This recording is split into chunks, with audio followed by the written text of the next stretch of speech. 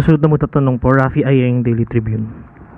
Hi ma'am, doon po sa meeting, napag-usapan po rin kaya na isama sa request yung pagpapabilis ng red notice kasi since nasa France po yung headquarters ng Interpol.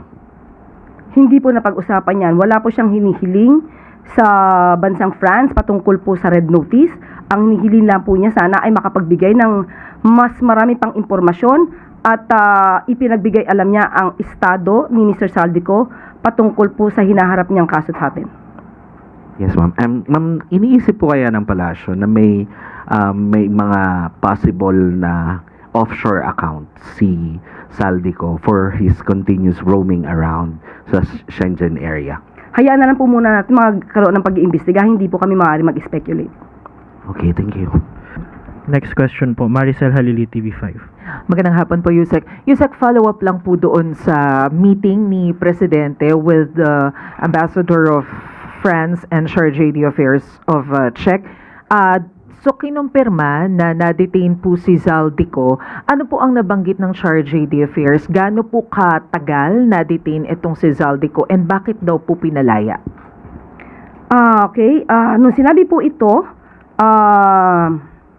ng Charge d'Affaires ng Czech Republic, yun lamang po ang kinumpirma niya sa Pangulo. Talagang na-detain si Mr. Saldico sa Czech Republic dahil nga po sa invalid travel documents. At maliban po dyan, humihingi pa po ng iba pang pahayag or information ang ating Pangulo sa Czech Republic. Pero hindi na po napagbigyan ang Pangulo dahil sa may sinusunod ang Czech Republic na international law, European and national laws.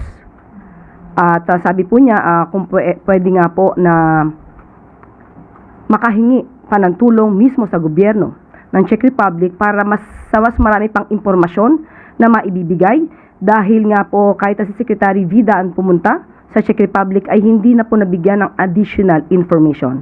Pero ang tugon lamang po nila ay makikipagtulungan sila ng naaayon sa kanilang batas.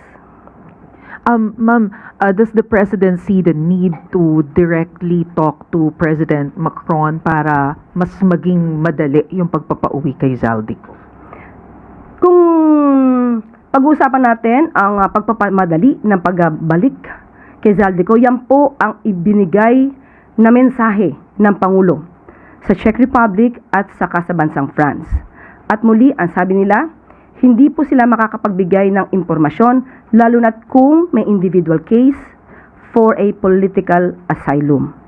So yun lamang po ang nakuha na impormasyon natin kahapon kasama ang Pangulo. Si Pangulo ang nakipag-usap at sinabi po niya na dismayado po siya sa nangyari at very unsatisfactory yung naging result. Dahil habang patuloy na nakikipag-ugnayan ang bansa sa Czech Republic habang nandoon si Zaldico ay biglang naputol ang pagbibigay ng impormasyon. Ma'am, last na lang po. Ano po yung commitment na ibinigay ng France at saka ng Czech Republic kay PBBM with regards to the case of Zaldico? Nandun pa rin po, ang bilateral relations ay hindi maapektuhan at ibibigay ang anumang impormasyon basta naaayon ito sa kanilang batas. Thank you, sir. Next question po, Tristan Nodalo, Newswatch Plus. Good afternoon, Yusek. Follow-up na lang din po, although meron na po kayong nasagot sa una. But sa ngayon po, wala tayong masasabing update pagdating sa current status ng application ng asylum ni Zaldico because the concern now is kung mabigyan po ng certificate of asylum si Mr. Ko ay it would render the Interpol red notice ineffective or parang mawawalan po siya ng visa. So parang time is of the essence also to mag-agapan yon bago magtuloy-tuloy yung application niya. Wala pong nabanggit kahapon si French Ambassador patungkol po dyan at kaya yung mga ibang nag-speculate at nagbibigay ng kanilang mga opinion na bakit hindi nagbibigay ng pahayag ang palasyo dahil yun po ang polisiya ng bansang France at ng bansang Czech Republic. So wala pong tinatago ang gobyerno. Sa mga nagsasabi na malamang na may tinatago ang gobyerno ng mga informasyon, wala po. But there's a directive from the President na puspusan talaga yung paggawa ng paraan. Kasi nga po, yun ang wino-worry rin ng iba ng publiko is yung mawala ng visa rin yung red notice. Yes, una po niya nakausap si French Ambassador at sinabi po niya na ang bungad po ng Pangulo ay patungkol sa estado ni Zaldico na isang fugitive na dapat na merong panugutan sa ating bansa kung siya man po ay masasabing guilty dahil sa ngayon ay wala man pong judgment patungkol sa kanyang kaso. So, naintindihan po ni French Ambassador at sabi niya po na naiintindihan niya at alam niya na pugante, fugitive, itong si Mr. Zaldico at kinakailangan may harapin na accountability. But as far as she is concerned, sinabi po niya na wala siyang maibibigay na impormasyon hanggat hindi siya authorized to say something about that. Shifting lang po to one last topic on the House Justice Panel finding probable cause kay Vice President to impeach Vice President Sara Duterte.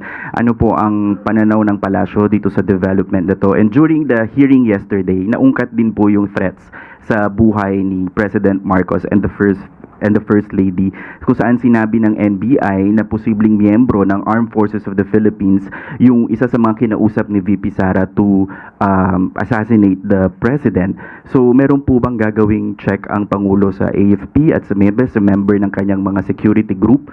Because yun nga po, nabanggit ng NBI yun kahapon. Sa mga aktibong miyembro po ng AFP, ang tiwala po ng Pangulo ay buong buo. Kung sino man po ito na nasasabi po ngayon ng NBI Director Atty. Matibag na maaaring parte ng security ng Vice Presidente, hayaan na lamang po natin sila magtrabaho dahil baka po hindi kinakailangan pang idetalye kung ano po ang kanilang ino-operate. Pero on the impeachment, ma'am, yung development na nakahanap ng probable cause. Yan po ay trabaho ng Kongreso. Kung nakita po natin ang boto dahil nakita naman nila sa pamamagitan ng kanilang hearing na naganap at may mga ebidensya na ipakita. So, ang pagdedesisyon nila ay naaayon naman sa kanilang mga nasaksihan. Turn on Yusek. May we just get Malacanang's reaction, ma'am, on the continued weakness of the peso? Opo, medyo nabalita nga po yan, kaya hiningin ko na rin po ang komento ni DepEd Secretary Arsenio Balisacan. On the record low value of the Philippine peso relative to the US dollar, ang sabi po niya, depreciation results from overlapping factors, mainly external to the Philippine economy. There are two major ones. One is the unusually strong US dollar, which is pulling capital toward US assets and away from emerging markets like the Philippines. This makes the peso weaker, simply because the dollar is rising faster. The other main factor is the sharp global oil price spikes, combined with the country's dependence on imports. This causes the country's demand for dollars to spike, the trade and current account deficits to rise, and in turn, the peso to weaken. In short, the peso depreciation reflects the rise of the demand for dollars faster than the supply of dollars. So, yun po ang kasagutan ni Secretary Balisacan. Pero sa Malacanang, ma'am, how concerning is this historic low value, especially, ma'am, in terms of second round effects in terms of transportation and other expenses? Of course, masasabi po natin na dahil sa dulot na rin po ng krisis sa Middle East, maaaring ito ang inasahan at sa paliwanag na nga rin po ni Secretary Balisacan at yun din po ang nasa saloobin ng palasyo at ng Pangulo. And last na, ma'am, what measures are we eyeing po to help lift or support our local currency? Sinagot din po yan ni Secretary Balisacan. Ang sabi po niya, and I quote, "First, it is the BSP, our central bank that has the institutional mandate to stabilize the peso and prevent excessive volatility. Its ammunition is sufficient to prevent excessive volatility." So, yun po ang kasagutan, Secretary Balisacan. Next question po from Alvin Baltazar, Radyo Pilipinas.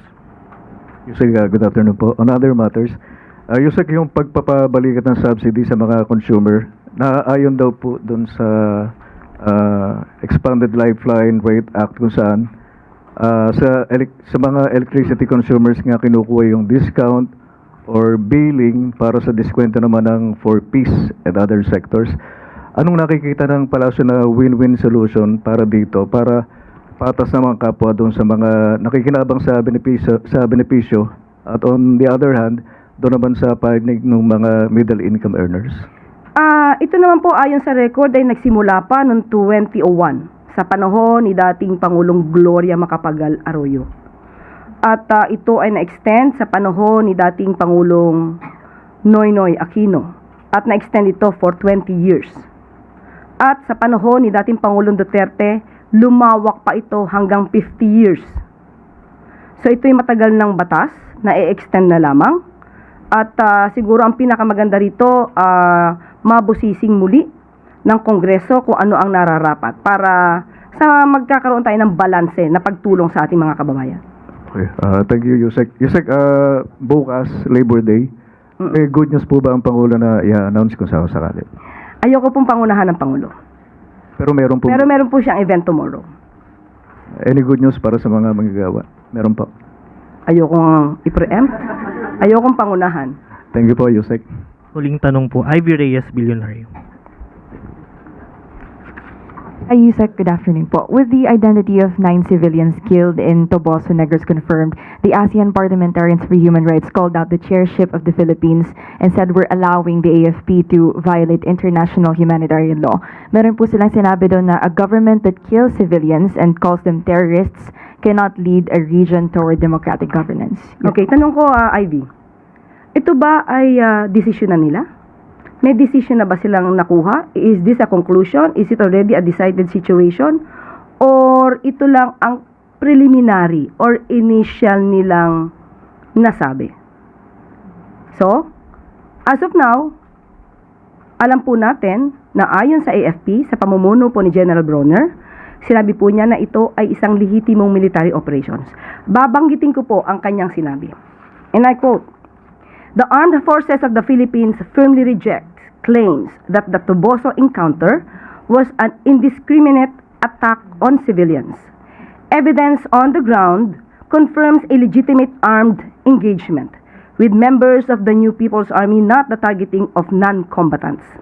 The AFP operates under international humanitarian law and strict rules of engagement to safeguard civilian lives and will fully cooperate with any lawful and independent investigation, confident in the integrity of its operations and adherence to due process." End of quote. So, sa atin po, maganda po naman talaga na mayroong mga ahensya na tumitingin at nangangalaga ng karapatang pantao. Pero sa atin, hindi po siguro dapat muna magbigay ng konklusyon kung wala pang full-blown hearing, trial, na masasabi natin na meron ng mga taong guilty na sinasabing violation of human rights.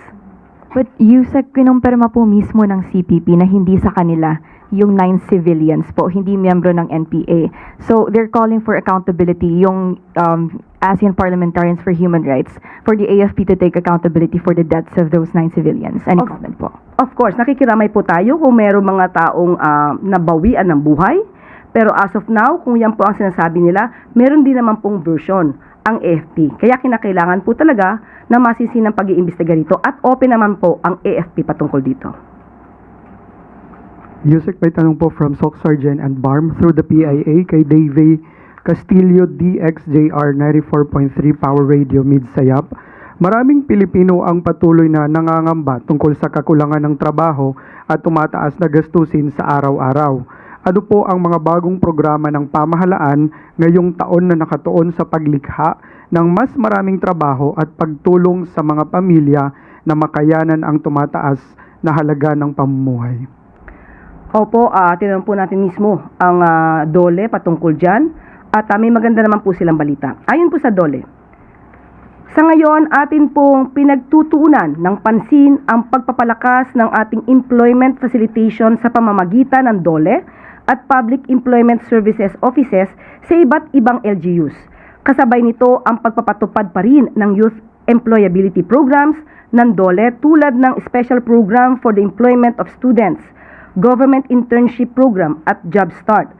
Sa mga naghahanap ng pagkakakitaan. Nariyan po ang livelihood program, hindi lamang ng DOLE kundi pati na rin ng DTI at DSWD.